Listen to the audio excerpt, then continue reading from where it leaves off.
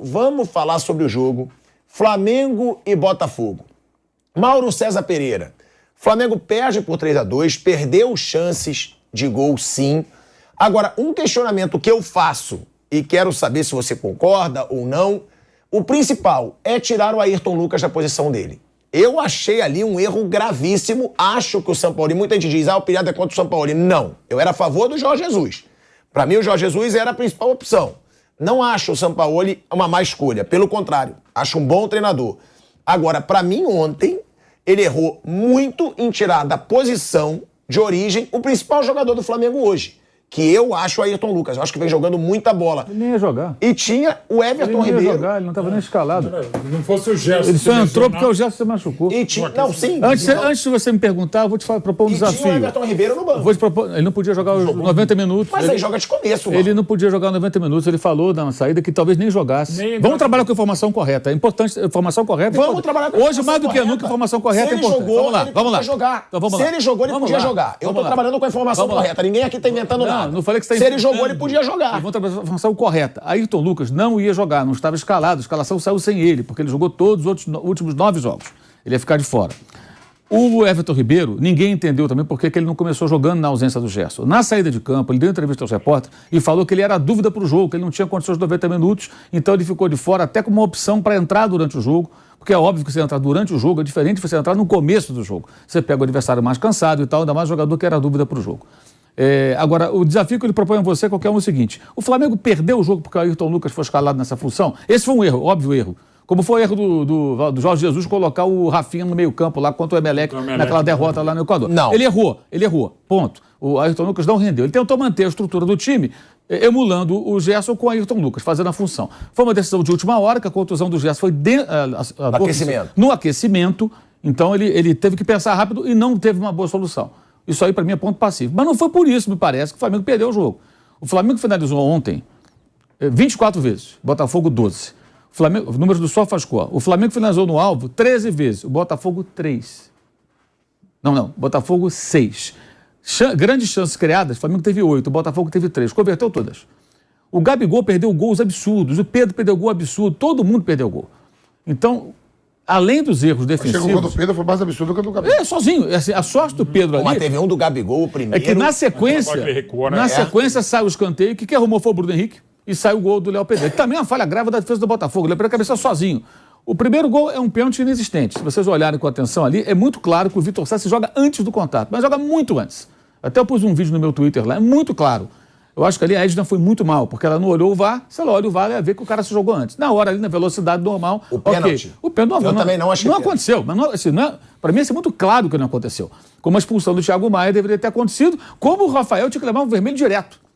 O Rafael tomou o segundo amarelo, mas ele entrou na canela do Cebolinha por cima, numa jogada de bola parada em que havia sido marcada uma falta para o Botafogo, falta existente. O cara conseguiu ser expulso numa situação ridícula como aquela. Quer dizer, quase coloca o Botafogo em risco. Não colocou pela incompetência do Gabriel, do Pedro e dos outros que perderam as chances, claras chances de gol.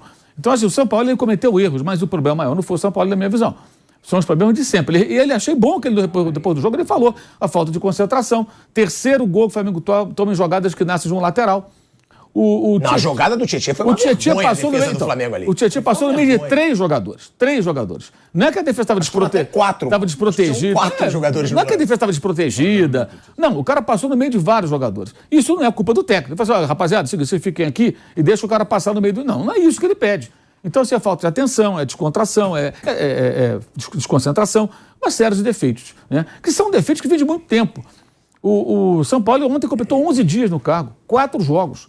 No dia que o São Paulo se apresentou no Flamengo, o Luiz Castro completou 1 ano. Fora o tempo anterior a assumir o Botafogo, em que ele ainda estava no Oriente Médio, mas já contratado, e certamente já pensava, planejava, falava de contratações, porque já estava preparando o seu trabalho, já sabia que ele ia assumir o Botafogo.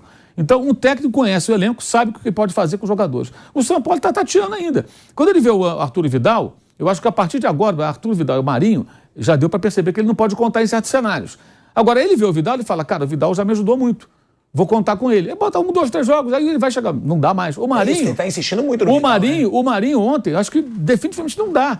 Ele tentou o Marinho também como ala direito, no lugar do Wesley, que já estava amarelado, e é um jogador também ainda muito verde, e defensivamente o garoto ainda tem muitos problemas. É bom frisar isso. Os outros dois atrás estão machucados, Mateuzinho e Varela. Ele não tinha outro. Mas o Marinho não dá. Era melhor ele mudar o sistema para tirar um dos zagueiros, botar o Fabrício Bruno lateral, ou colocar o Rodrigo Caio e o Fabrício Bruno como lateral. Agora, eu não acho que o problema maior foi o Sampaoli. O problema maior são erros individuais que já acontecem há muito tempo. O Flamengo já é o líder da estatística mais indesejada. Uma das mais indesejadas, que é grandes chances perdidas. Em 3 rodadas. É o time que mais cria e perde gol. A maior falha é na frente ou é na defesa, Mauro, na sua opinião? Eu acho as duas. Bastante, eu acho as duas. Porque na defesa, por exemplo, ontem, porque o Santos jogou de goleiro linha. Gente, você contrata o Sampaoli, não é o João Santana. É diferente. Ele vai fazer essas coisas. O Everson está até hoje no Atlético Mineiro e passou pelo Santos, porque ele pediu o goleiro para jogar. Ele vai fazer isso. Ele foi falar sobre o goleiro linha. Ele vai fazer isso. Certo, você contrata um técnico com esse perfil. E houve um lance que o Botafogo teve a chance, que o Santos errou ali. Agora, ele pode até não jogar tão assim adiantado, mas ele não vai poder jogar dentro do gol. Você joga com o seu time dentro do campo do adversário. O goleiro tem que jogar fora da área. Ele não pode jogar ali dentro da área. Para quê? Para o adversário sair em velocidade. Agora, houve um lance de fato, mas não saiu o gol.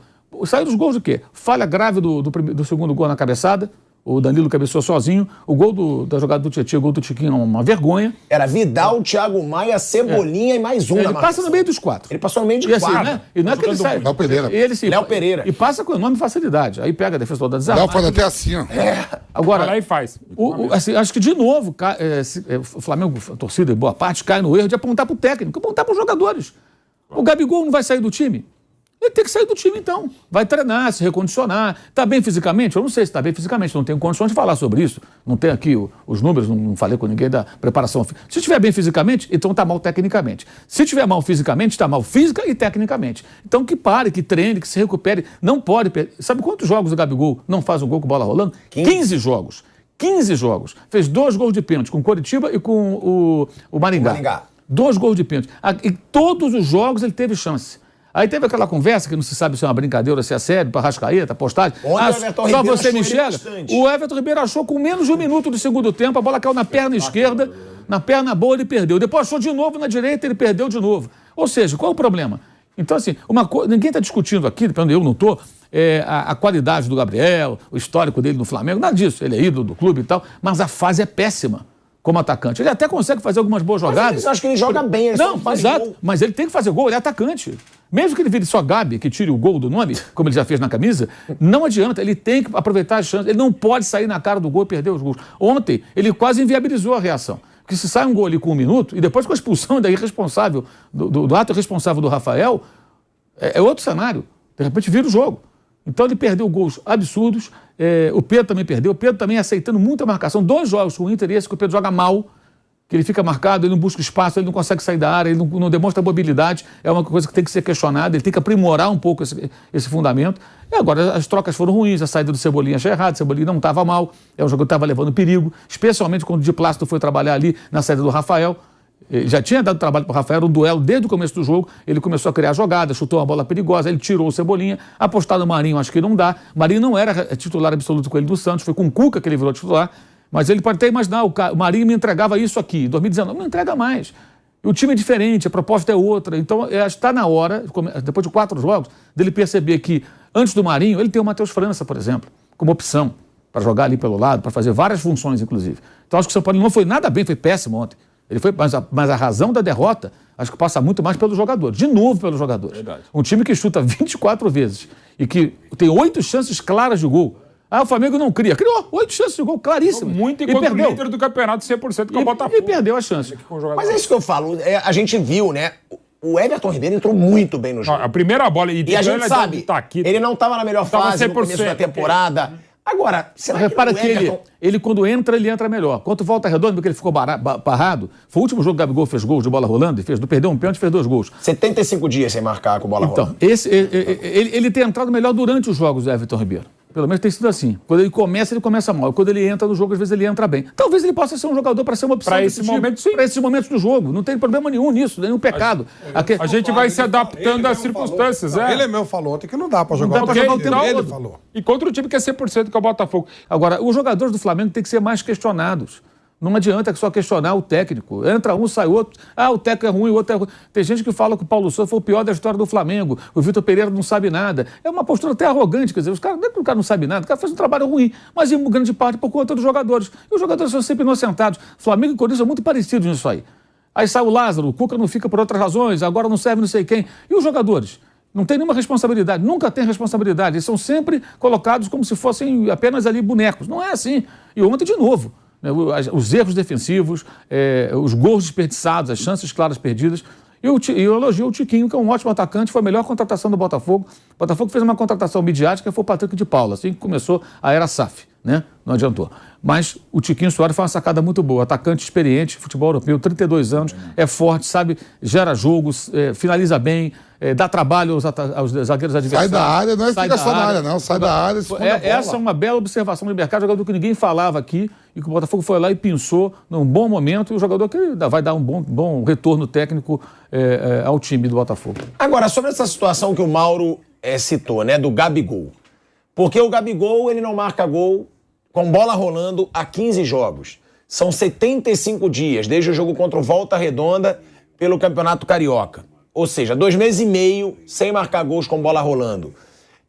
O Mauro até levantou a hipótese, né? Mauro, você é a favor de colocá-lo no banco ou não? Só levantou a hipótese. Eu acho o seguinte, se o São Paulo perceber que ele tem que ter uma formação, que não tem o Gabriel, para priorizar o Pedro, jogar em função do Pedro, ter outros jogadores e que ele precisa de um tempo, tira, treina, se recupera. Outra coisa que eu não consigo entender até hoje, a dificuldade de finalizar com o pé direito. Ontem um dos gols perdidos foi na perna direita. Você sabe que ele... porque teve outro que foi cruzado, aí ele tentou ajeitar para a esquerda. Ele sabe que ele vai perder. Como é que não dá para treinar, para chutar de forma razoável com a direita? Eu sempre gosto de lembrar que o Messi, no começo da carreira, ele não batia falta, batia mal. Hoje o Messi é um dos melhores batedores de falta que existe no futebol internacional. Algumas são incríveis. Isso é o que é treino, gente. Em algum momento ele pensou, porra, eu não sei bater falta, eu vou treinar esse negócio. E o cara começou a bater falta. Não é possível que um cara que finaliza tão bem, e ele é um ótimo finalizador, Gabigol, com a canhota, não consiga ser minimamente razoável com a direita. Não treina, não se prepara, não tem força. Nada. O que acontece? Isso é trabalho de dia a dia, gente. Eu não consigo entender. Eu acho que isso aí é um fundamento para o atacante que não dá para ser um atacante de uma perna só. Entendeu? Ele tem que melhorar isso aí. E parece que não acontece nenhum progresso. Pelo contrário, piora. E ontem o que aconteceu também, eu acho uma certa insegurança.